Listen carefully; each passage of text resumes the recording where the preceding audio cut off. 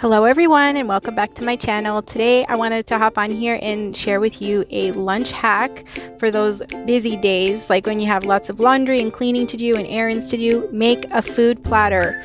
It will last through lunch, it will last for snacks. It is a win-win situation, mama.